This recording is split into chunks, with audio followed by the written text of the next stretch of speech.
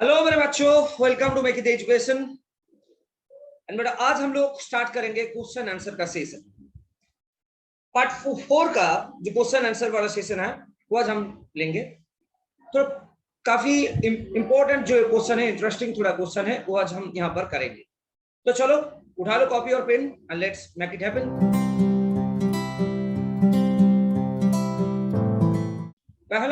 पहला क्वेश्चन है बेटा, what is the molarity of a solution containing 200 milligram of urea, molar mass 60 gram per mole, dissolved in 40 gram of water। ये बेटा यहां पर दे दिया। पहले जो करना है यहां पर, पहले क्या लेना है, पहले देख लीजिए यहां पर क्या क्या गिवन है। यहां पर यूरिया का जो मास है उसका मतलब यूरिया इज सॉल्यूट, तो W2 लेंगे, 200 मिलीग्राम लेंगे, ठीक है। W1 इक्वल टू कितना है यहाँ पर 200 मिलीग्राम इक्वल टू कितना ग्राम 200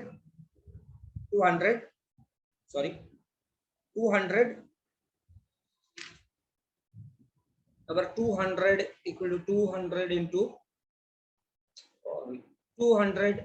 10 टू द पावर -3 ग्राम की मतलब 0.2 ग्राम, ये हो गया हमारा W2।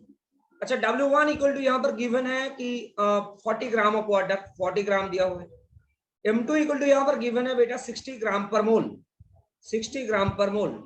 यहाँ पर मोलालिटी निकालने के लिए बोला M इक्वल टू कितना होगा W2 into 1000 bye W1 into M2। तो मतलब W2 कितना है यहाँ पर, W2 0.2 है इंटू 1000 डिवाइडेड W1 का वैल्यू कितना है 40 इंटू M2 का वैल्यू है बेटा 60।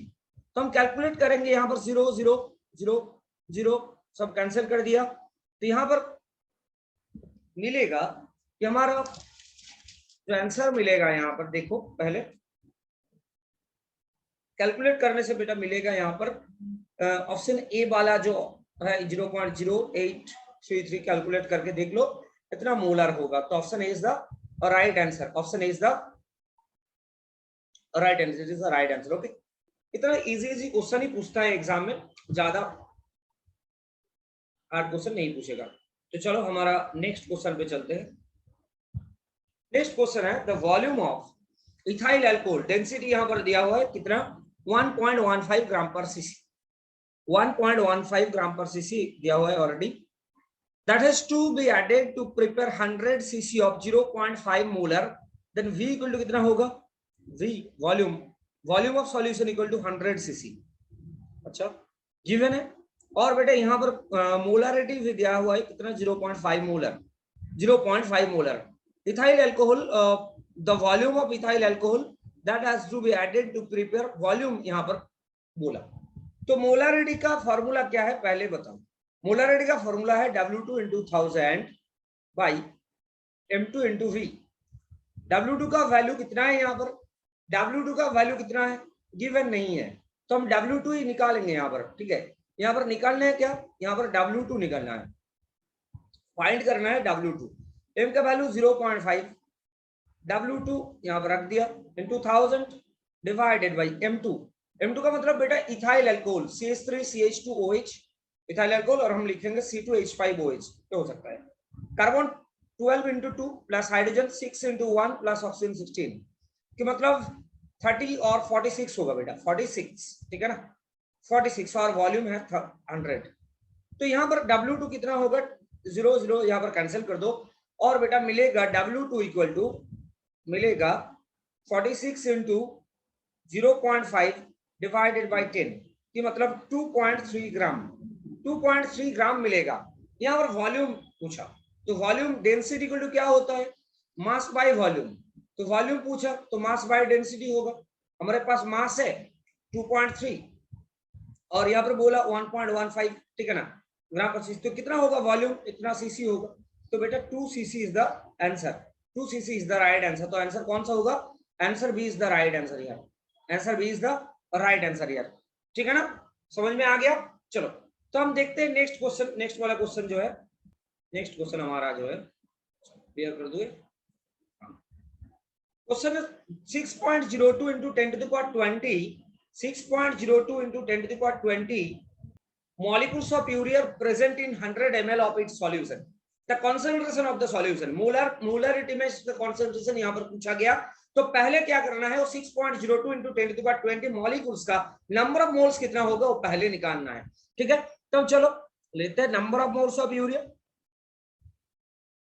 number of moles of urea, number of moles का फॉर्मूला है बेटा, जब number of molecules दिया होता है तो क्या होगा यहाँ पर, given number of molecules का मतलब 6.02 into 10 to the power 20 divided by Avogadro number 6.02 लेंगे into 10 to the power 23 लेंगे. ठीक है ना, जब नीट और जेई में पूछेगा तो क्वेश्चन उसकी बराबर लेंगे हम. ठीक है, वहां पर 6.02 है तो हम यहाँ पर आंसर में भी जब सॉल्व करेंगे इसको तो 6.02 ही लेंगे. ठीक है ना, हम 6.023 ऐसा नहीं लेंगे तो थोड़ा प्रॉब्लम हो सकता है. क्या होगा यहाँ पर देखो 10 to the power -3 mole. Okay ना, 10 to the power -3 moles is the number of urea molecules. अच्छा, तो मोलारिटी का फॉर्मूला क्या होता है, W2 into 1000 divided by M2 into V. M2 into V, W2 by M2 तो N2 ही होता है ना, into 1000 by बेटा V. तो मतलब यहाँ पर क्या होगा, N2 का मतलब 10 to the power -3, V का मतलब है बेटा 100 तो डिवाइडेड बाय 100 होगा, तो मतलब 1 by 100. ठीक है ना, तो 0.01 it is the answer, 0.01 it is the answer. Option B is the right answer here, option B is the right answer here. ठीक है ना, ऑप्शन बी यहाँ पर राइट आंसर है. तो यही होता है मोलारिटी का formula, W2 by M2 given mass by molecular mass given by molar mass equal to क्या होता है, नंबर ऑफ मोल्स होता है, यहाँ पर दे दिया. ओके, तो चलो हम लोग लेते हैं नेक्स्ट क्वेश्चन. हमारा नेक्स्ट क्वेश्चन क्या है बेटा, एक बार देख लीजिए. हमारा नेक्स्ट क्वेश्चन है how many gram of concentrated nitric acid solution should be used to prepare 250 ml of 2 molar HNO3. The concentrated acid is 70% HNO3. How many gram of concentrated nitric acid solution should be used to prepare 250 ml of 2 molar HNO3? पहले कितना percent, यहाँ पर तो concentrated 70% तो दिया हुआ है कि 70% जो कॉन्सेंट्रेटेड है, तो पहले क्या निकालना है, यहाँ पर मोलारिटी का फॉर्मूला है, molarity equal to W2 into 1000 by M2 into V. W2 का वैल्यू कितना, W2 का वैल्यू यहाँ पर नहीं है, तो M2 का हम W2 by M2 हम लिख सकते हैं ना, N2 into 1000 by V. तो N2 का वैल्यू हम यहाँ पर फाइंड करेंगे, M into V divided by 1000. ठीक है ना, मोलारिटी कितना है, कॉन्सेंट्रेटेड नाइट्रिक एसिड, अभी ये भी नहीं लिखना होगा तो ठीक है. चलो हम सीधा हम लिखेंगे, हम ये भी नहीं लेंगे, तो M2 तो मेरा पास है तो हम ऐसे नहीं लेंगे, हम एकदम सीधा हम यहाँ पर बात करेंगे. W2 यहाँ पर फाइंड करेंगे तो कैलकुलेट हो जाएगा. मोलारिटी इज 2, यहाँ पर दिया हुआ है 2 मोलर, तो मतलब 2 हो गया, इक्वल टू W2 है, गिवन नहीं है, गिवन फाइंड करना है, into 1000 divided by M2. M2 का वैल्यू कितना होता है, HNO3. एक बार देख लीजिए, HNO3 के लिए कितना, हाइड्रोजन के लिए 1, नाइट्रोजन के लिए 14 और ऑक्सीजन 16 into 3, दैट मींस 63 होगा बेटा. कितना, 63 into V. V का मतलब 250 ml. कैलकुलेट करो, 254 जा 1000, 24 जा तो मतलब होगा यहाँ पर W2 equal to 2 into 63 divided by 4. 2 2 जा 4 की मतलब 2 3 जा 1.5, 31.5 ग्राम. इतना gram how many gram of concentrated nitric acid, यही बोला ना, तो इतना ग्राम का जरूरत है. तो बेटा 70% कॉन्सेंट्रेटेड जो HNO3 है, जो कॉन्सेंट्रेशन, जिसका कॉन्सेंट्रेशन बेटा 70% होते हैं, तो 70% नाइट्रिक एसिड जो कॉन्सेंट्रेशन होगा, इसका मतलब है कि 70 ग्राम HNO3 is obtained from 100 gram of HNO3 solution. ठीक है ना, 70 ग्राम HNO3 is obtained from 100 gram of HNO3 solution. यहाँ पर पूछा कितना, 31.5 ग्राम HNO3 is obtained from 100, तो 100 divided by 70 into 31.5 gram HNO3 solution. ठीक है ना, तो कितना होगा, 70% HNO3 का कॉन्सेंट्रेशन है 70%, तो मतलब बेटा यहाँ पर कितना होगा, यहाँ पर हम कैलकुलेट करेंगे तो यहाँ पर आएगा 0 0 7 4 जा होगा बेटा 28 और 3 जा 5 45 gram 45 gram it is the answer 45 gram it is the answer हमारा आंसर है 45 option A is the right answer 45 gram of ठीक है यही होगा ऐसे ही इसको सॉल्व करना है बहुत इजी है बहुत इजी प्रोसेस से करो ठीक है कोई शॉर्टकट का जरूरत नहीं है यहाँ पर ठीक है जैसा प्रोसेस मैंने सिखाया क्लास पे सेम टू सेम यहाँ पर कर दो तो आंसर आ जाएगा बेटा ओके तो चलो हम लोग चलते हैं नेक्स्ट क्वेश्चन पे नेक्स्ट क्वेश्चन क्या है हमारा एक बार देख लीजिए हमारा नेक्स्ट क्वेश्चन है बेटा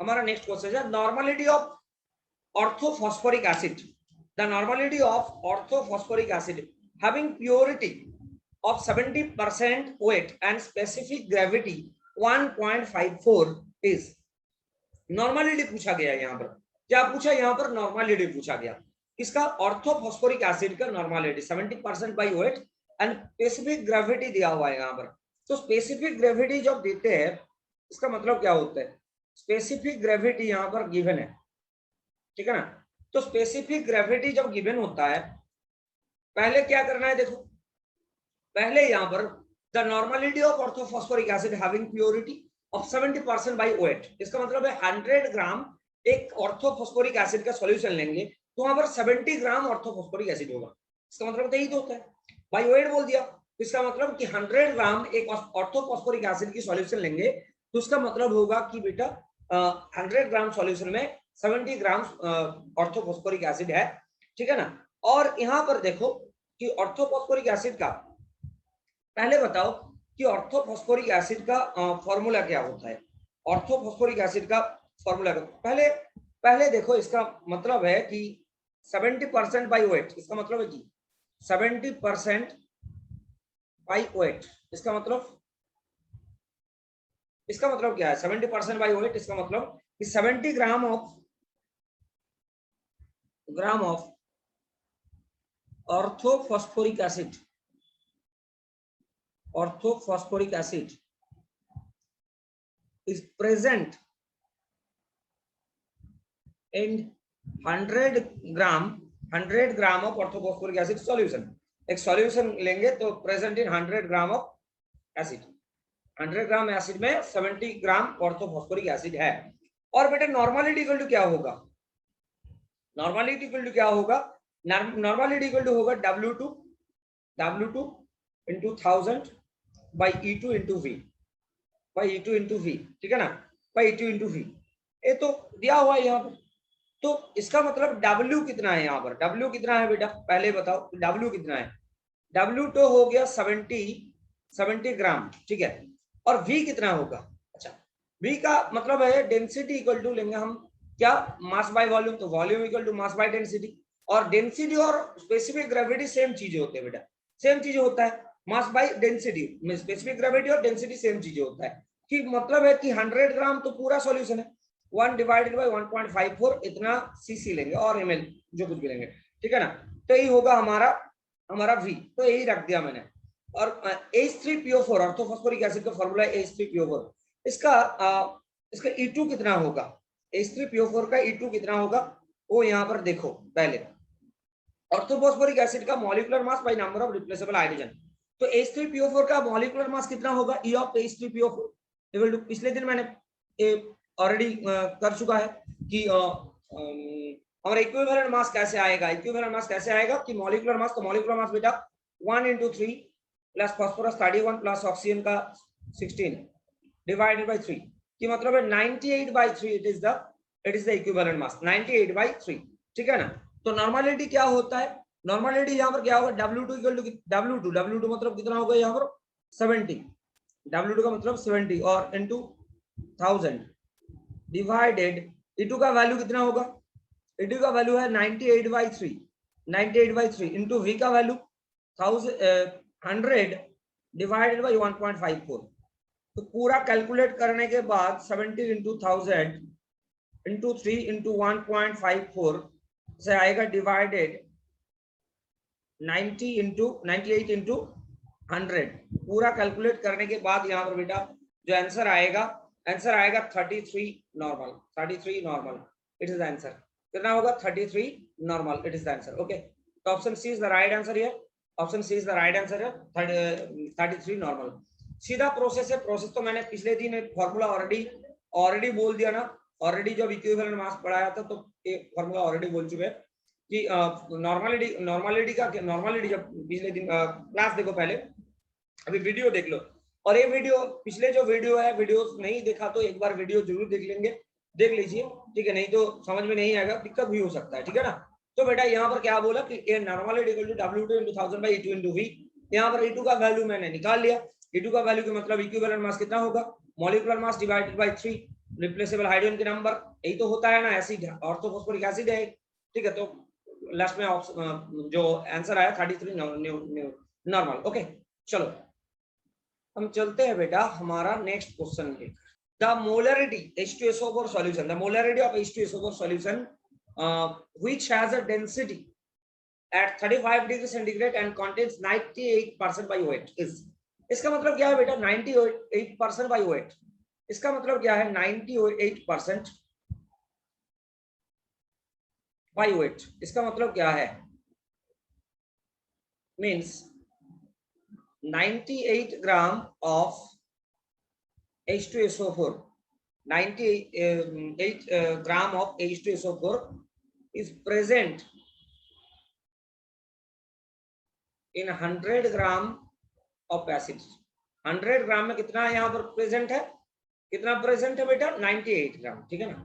अच्छा, और यहाँ पर देखो कि डेंसिटी कितना दिया, डेंसिटी इक्वल टू दिया 1.84 ग्राम पर सीसी, 1.84 ग्राम पर सीसी डेंसिटी दे दिया। तो वॉल्यूम यहां से आ जाएगा, वॉल्यूम इक्वल टू क्या करेंगे? Mass of solution by density. Mass कितना है?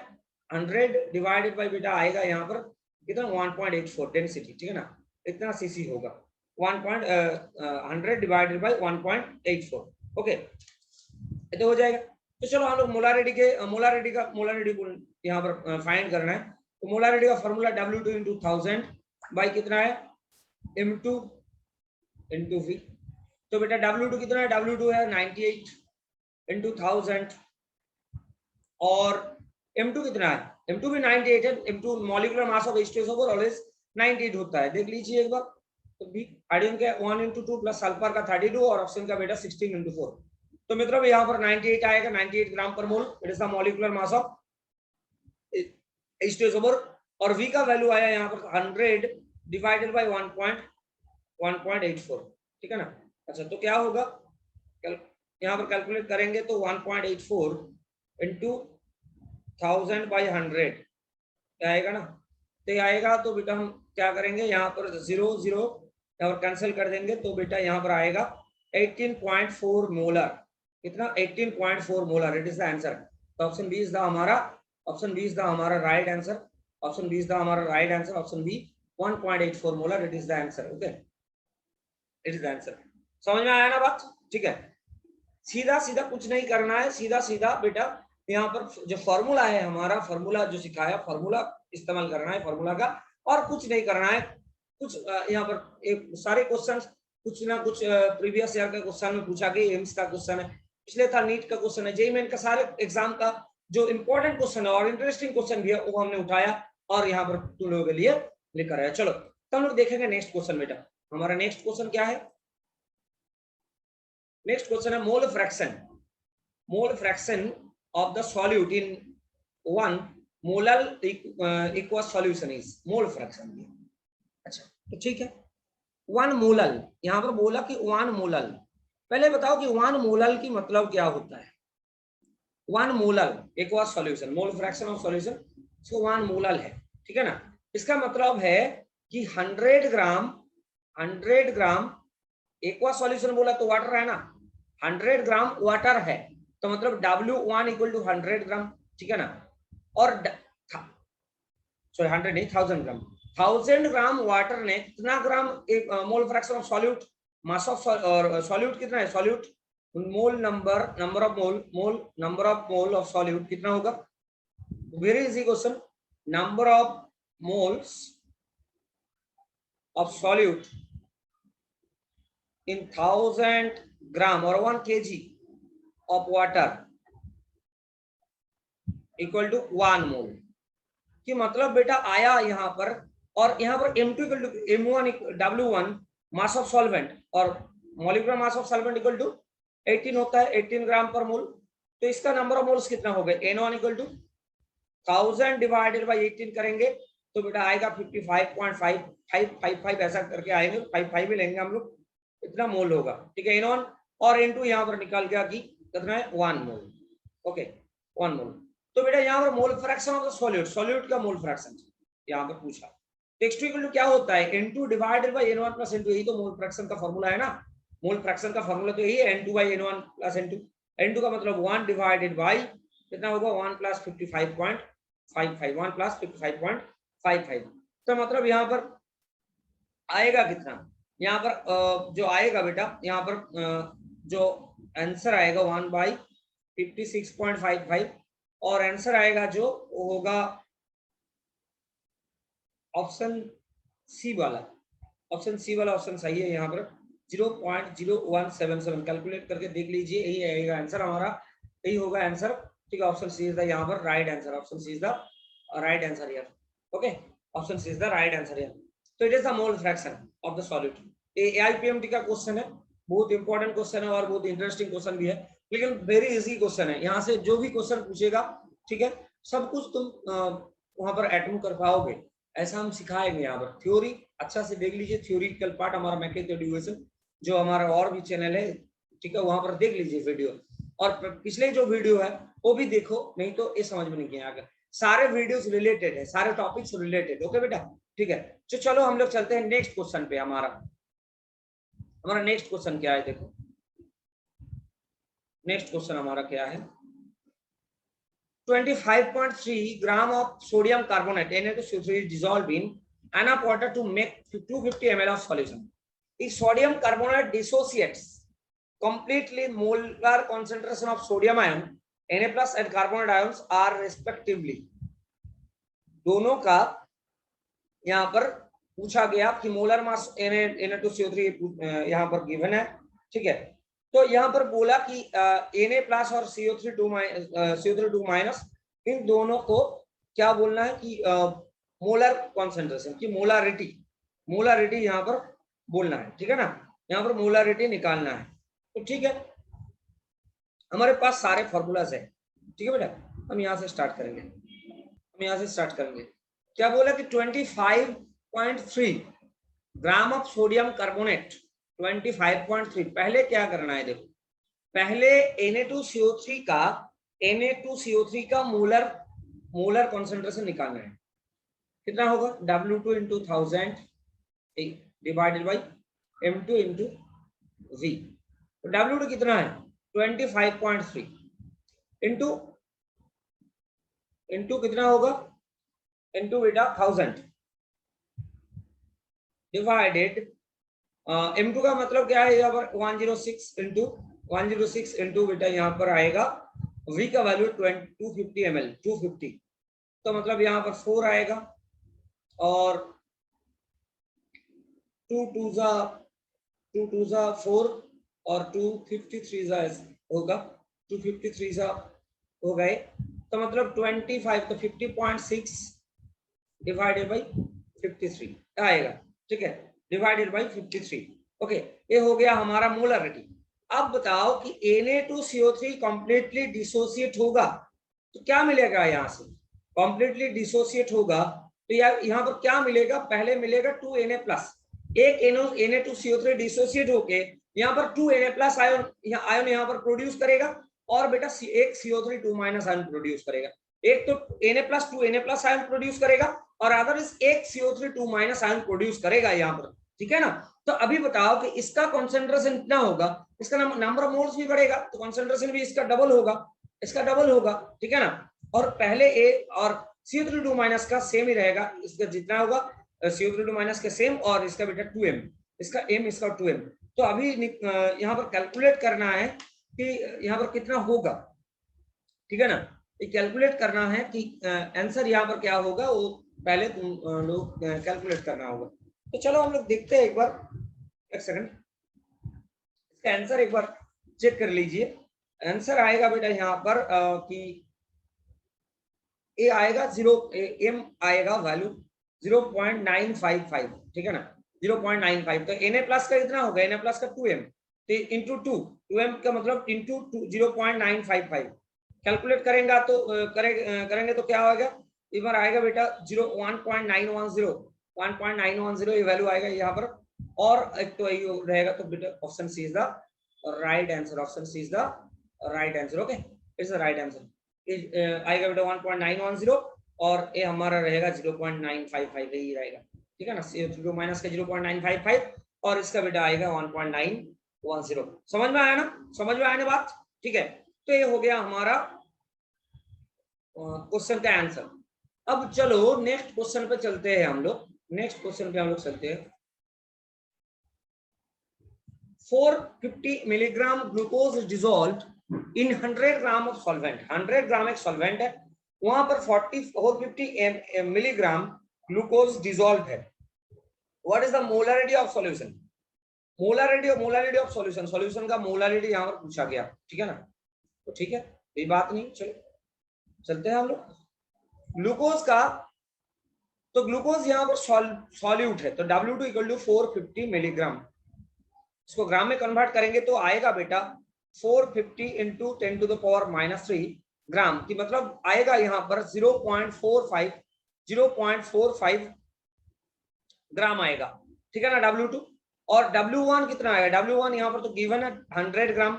अच्छा, अब बताओ कि M2 कितना होगा। ग्लूकोज का फॉर्मूला क्या होता है, C6H12O6, ठीक है ना, कार्बन का 12 इंटू 6 प्लस हाइड्रोजन का 1 into 6, 1 into 12 sorry 1 into 12 plus oxygen का 16 इंटू 6।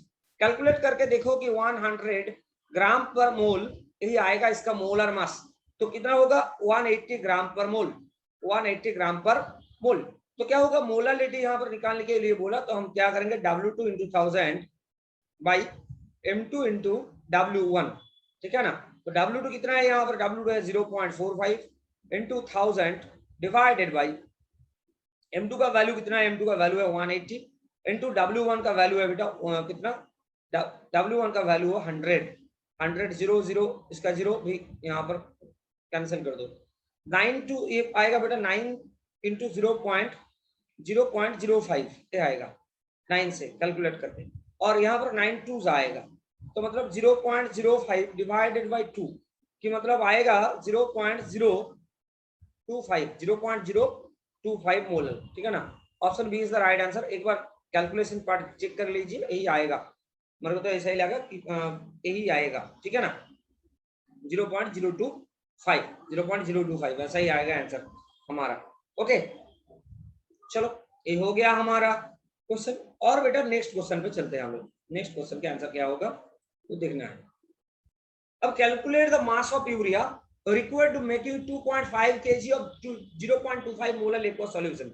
हो गया ना, पीएमटी में आया क्वेश्चन, बहुत इंपॉर्टेंट क्वेश्चन है, बहुत इजी भी क्वेश्चन है, क्वेश्चन बहुत इजी है यहाँ पर, ठीक है।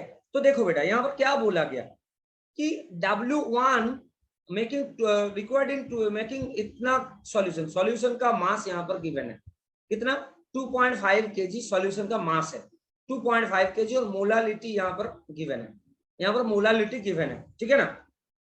मान लीजिए कि मास ऑफ यूरिया,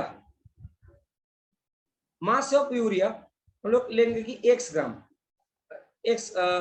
अच्छा, तो अब आएगा कि 2.5 kg सॉल्यूशन है, तो 2.5 kg सॉल्यूशन में, अच्छा पहले बताओ कि यूरिया का मास तो हो गया, और अब एक्वा सॉल्यूशन बोला ना, तो mass of water, mass of water, water का मास कितना होगा, टोटल मास कितना है 2500 ग्राम माइनस 6 इतना ग्राम हो जाएगा। तो ए हो गया हमारा W2 और ए हमारा W1 बेटा, ठीक है ना। अब बताओ कि हम लिख सकते हैं ना molarity equal to W2 into 1000 by W1 into M2, यही तो होता है।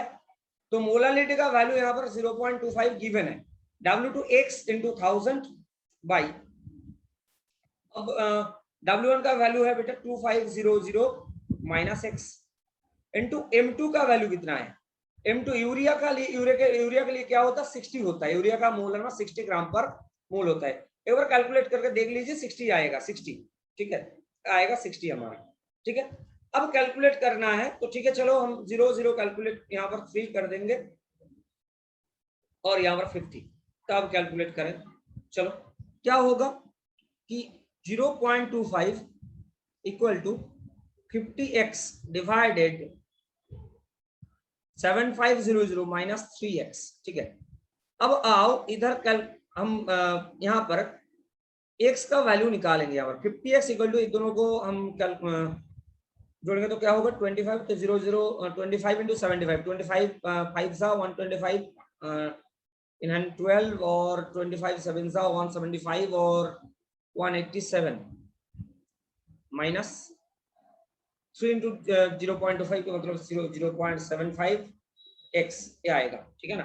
तो हमारा आएगा 50.75x इक्वल टू 1875 और x इक्वल टू आएगा बेटा कितना 1875 डिवाइडेड बाई 50.75। यही कैलकुलेट करना है, यही कैलकुलेट करना है तुम लोगों को कि कितना ग्राम यूरिया का जरूरत है, यहाँ पर कितना ग्राम यूरिया का जरूरत है। हम एक बार आंसर चेक कर लेंगे कि सही है कि नहीं, ठीक है। हम देख लीजिए एक बार इसका आंसर जो होगा बेटा, आंसर हमारा आएगा 37.5 यही है, ए वाला आंसर आएगा। कैलकुलेट करके देख लीजिए एक बार 37.5 ग्राम, ठीक है, 37.5 ग्राम 50 यही तो आ सकता है और कुछ नहीं, तो बाकी सब तो 50 है तो 50 कितना होता है 2500 और 70 बहुत बड़ा हो जाएगा, ठीक है ना। तो ऑप्शन होगा बेटा हमारा A, option A is the right answer हमारा, ठीक है। अब चलो नेक्स्ट क्वेश्चन पे चलते हैं। What is the molarity of 0.2 normal Na2CO3 solution. ये भी अच्छा क्वेश्चन है, इंपॉर्टेंट भी है। Na2CO3 सॉल्यूशन, पहले Na2CO3 सॉल्यूशन इसका नॉर्मलिटी गिवन है और मोलरिटी और नॉर्मलिटी में जो रिलेशनशिप है पहले क्या है बताओ। नॉर्मलिटी और मोलरिटी में जो रिलेशनशिप है वो पहले क्या है बताओ। मोलरिटी इक्वल टू क्या होता है Na2CO3 का, हम इसको डिसोसिएट करेंगे तो क्या हो 2Na प्लस CO3 2 माइनस, इसका मतलब n इक्वल टू 2, पॉजिटिव और नेगेटिव आयन का नंबर है बेटा, यहाँ पर चार्ज का नंबर है 2, पॉजिटिव और नेगेटिव चार्ज का नंबर है 2, ठीक है ना। अब आओ यहाँ पर नॉर्मलिटी गिवन है, नॉर्मलिटी 0.2 यहाँ पर गिवन है। अब नॉर्मलिटी और मोलरिटी का रिलेशन क्या होता है देख लीजिए। मोलरिटी इक्वल टू क्या होता है, मोलरिटी इक्वल टू क्या होता है W2 इंटू 1000 हम नहीं लेंगे, लीटर में ही करेंगे, into by M2 into V litre. और नॉर्मलिटी इक्वल टू क्या होता है W2 by E2 into V, ठीक है ना। तो हम जब कैलकुलेट करेंगे कि नॉर्मलिटी बाई मोलरिटी तो आया बेटा यहाँ पर E2 बाई M2 आएगा, ऐसा कुछ E2 बाई M2, ठीक है ना। E2 बाई M2 का मतलब हम मोलरिटी बाई नॉर्मलिटी कर देंगे तो M2 बाई E2 आ जाएगा, इसका मतलब n है, molar mass divided by equal mass n, तो मोलर इक्वल टू ऐसा ही होगा ना नॉर्मलिटी, तो 2 है तो हम 0.4 आंसर आएगा हमारा। तो मोलरिटी इक्वल टू कितना होगा 2 इंटू 0.2 कि मतलब 0.4 कैलकुलेट करना है। स्लिप ऑफ स्लिप वीडियो देख लीजिए, वहां पर रिलेशनशिप बोल दिया है, गिवन है, ठीक है। तो बेटा हमारा आएगा option C is the right answer here, C is the right answer here, okay, C सही आंसर है यहाँ। The molarity of solution containing 5 gram of NaOH in 250 ml of solution, 250 ml solution में 250 ml सॉल्यूशन में 5 ग्राम NaOH है इन 250 ml solution का मतलब है V equal to कितना है यहाँ पर वॉल्यूम यहाँ पर दिया गया 250 ml, ठीक है। W इक्वल टू कितना है NaOH का मास है 5 ग्राम, 5 ग्राम, ओके। तो W2 equal to 5 gram, M2 कितना होगा बेटा 40 ग्राम पर मोल, NaOH का तो 40 होता है ना। देख लीजिए एक बार NaOH चेक कर लीजिए, Na का 23, ऑक्सीजन का 16 और हाइड्रोजन का 1, तो मतलब 40, ओके। अब आओ जो फॉर्मूला है, फॉर्मूला क्या है हमारा, फॉर्मूला है बेटा यहाँ पर फॉर्मूला है मोलरिटी का, molarity equal to W2 into 1000 by M2 into V, है ना। तो हमारा दे दिया यहाँ पर W2 कितना है W2 5 into 1000 divided by M2 का मतलब 40 और बेटा यहाँ पर 250 दिया गया वॉल्यूम, 250 यहाँ पर 250 4 जा 1000 है और 4 10 जा 40, 5 2 जा 10 का मतलब 1/2 इक्वल टू 0.5 मोलर। कितना होगा? 0.5 molar. It is the answer. Option B is the right answer here. Option B is the right answer here. Okay ना, ये हो गया हमारा क्वेश्चन। चलो नेक्स्ट क्वेश्चन पे चलते हैं। हमारा नेक्स्ट क्वेश्चन पे नेक्स्ट क्वेश्चन दिया, which of the following concentration factors affected by change in temperature? Temperature change के साथ साथ कौन चेंज होगा यहाँ पर? देखो पहले मोलारिटी क्या होता है? Molarity is the number of moles of solute dissolve in पर लीटर सॉल्यूशन। तो जब लीटर बोला जाएगा कि मतलब वॉल्यूम की बात है, तो टेम्परेचर के साथ साथ वॉल्यूम तो चेंज होता है, तो वॉल्यूम चेंज होगा तो भी मोलारिटी चेंज होगा। ठीक है ना, तो टेम्परेचर के ऊपर डिपेंड करेगा। मोलालिटी क्या होता है? Number of moles of solute present in 1 पर KG of solvent. 1 KG solvent में कितना ग्राम सॉल्यूट है, यही तो बताया ना मोलालिटी में। तो यहाँ पर ग्राम की बात है, मास तो चेंज नहीं होता है, जो टेम्परेचर के साथ साथ मास चेंज नहीं होता है ना। अब देखो मोलालिटी इज द मोलालिटी होगा। अच्छा अब देखो फैक्टर्स अफेक्टेड बाय बोला। अच्छा अब इफेक्टेड मोलारिटी इफेक्टेड होगा, मोलालिटी इफेक्ट नहीं होगा। मोल फ्रैक्शन, ये भी तो यहाँ पर वॉल्यूम की बात ही नहीं है, सारे के सारे मास की बात है, तो बेटा ये भी टेम्परेचर इंडिपेंडेंट है। ओएट फ्रैक्शन तो ऑलवेज टेम्परेचर इंडिपेंडेंट है, ये भी डिपेंड नहीं करेगा क्योंकि मास चेंज नहीं होता है टेम्परेचर के साथ साथ। तो पहला ऑप्शन जो है molarity, it is temperature dependent. Molarity is temperature dependent, temperature के साथ ए इफेक्टेड होगा, टेम्परेचर चेंज होने से अफेक्टेड होगा। समझ में आया ना बात? तो चलो हमारा हो गया, हम चलते हैं नेक्स्ट क्वेश्चन पे। हमारा नेक्स्ट क्वेश्चन क्या है? देखो, the molarity of urea solution which is 0.01 gram of urea is added to 0.3 decimetre cube of water at STP. अच्छा एट एसटीपी, ये एट्रिब्यूट का क्वेश्चन है बेटा यहाँ पर। अच्छा चलो हम करते हैं।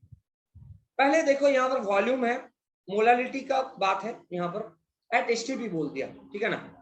एसटीपी बोल दिया कि एडेड टू इतना डेसीमीटर क्यूब वाटर, 0 पॉइंट तो मतलब है वॉल्यूम कितना है 0.3 decimetre cube, 0.3 decimetre cube.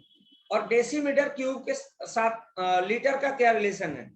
Decimetre cube के साथ लीटर का क्या रिलेशन है? पहले बताओ कि डेसीमीटर क्यूब के साथ एक बात देख लीजिए, 10 टू द पावर कितना होगा, माइनस आएगा, तो मतलब 0.3 into 10 to the power -3 litre, यही होता है ना, 10 टू द पावर -3 लीटर, यही होगा।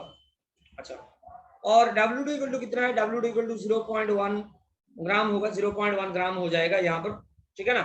अब देखो यूरिया है तो कोई बात नहीं, हम इन लीटर में है, और एसटीपी में यहाँ पर देखो सारे के सारे यहाँ पर जो गैसेस होता है, देखो यहाँ पर एक बात देख लीजिए, एसटीपी में क्या बोला गया? The molality of urea solution in which 0.01, देखो क्या दिया क्वेश्चन पे, मोलालिटी पूछा गया यहाँ पर, molality of urea solution which is in which 0.01 gram of urea is added to 0.3 decimetre cube of water, ये पूछा गया ना।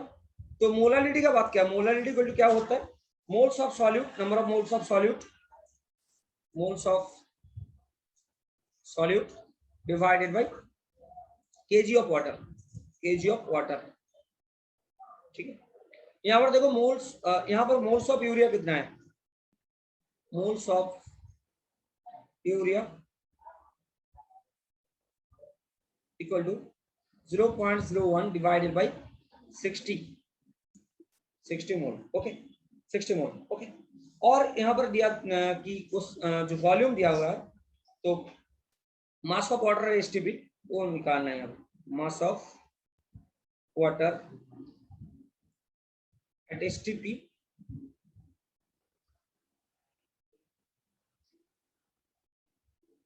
यहाँ पर 1 डेंसिटी क्या होता है? 1 ग्राम पर सेंटीमीटर क्यूब होता है, ठीक है ना, कि मतलब 1 kg पर डेसीमीटर क्यूब, 1 kg पर डेसीमीटर क्यूब।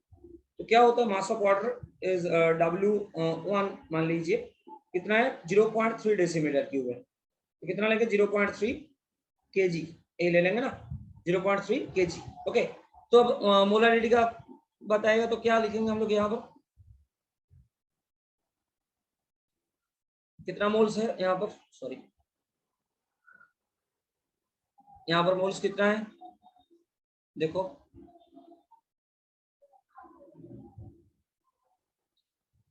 0.01 डिवाइडेड 60 बाई 0.3, ठीक है, कितना होगा 0.1 बाई 0.01 डिवाइडेड 60 इंटू 0.3, ओके 0.3 ये आएगा ना। तो ऑप्शन यहाँ पर आएगा 5.55 into 10⁻⁻⁴ molar. Option option A is the right answer here, option A is the right answer here. ये IEEE का क्वेश्चन है, ठीक है, अच्छा क्वेश्चन है। चलो हम चलते हैं नेक्स्ट क्वेश्चन पे। हमारा नेक्स्ट क्वेश्चन देखो, the density of A solution prepared by dissolving 120 gram of urea, okay 120 gram of urea, molar mass दिया हुआ इन 1000 ग्राम वाटर इज मोलरिटी पूछा गया यहाँ पर, तो ठीक है। अब क्या होगा देख लीजिए, molarity equal to W2 into 1000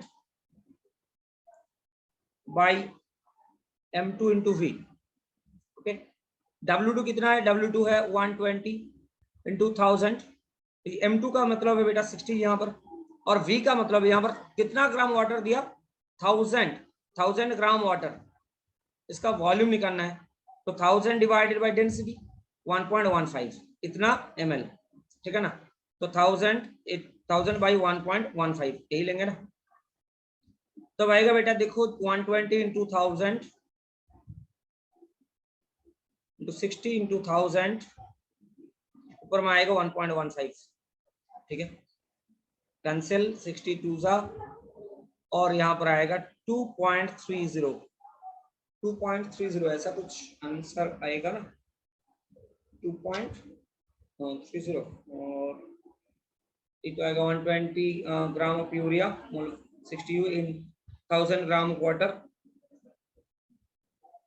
volume mass by volume density, यहाँ पर वॉल्यूम के लिए बोला तो volume is mass by density 1.15 into 2.3, ये तो होगा शायद ऑप्शन भूल हो सकता है, मोलरिटी बोला, मोलरिटी तो यही होता है, ठीक है, सही तो सारे तो सही किया, ठीक है, तो यही होगा आंसर बेटा, यहाँ पर 2.05 यही आंसर को करेक्ट करो, क्योंकि ये आसपास में है और ऑप्शन शायद गलत भी हो सकता है, ठीक है ना, तो ओके आ जाइए।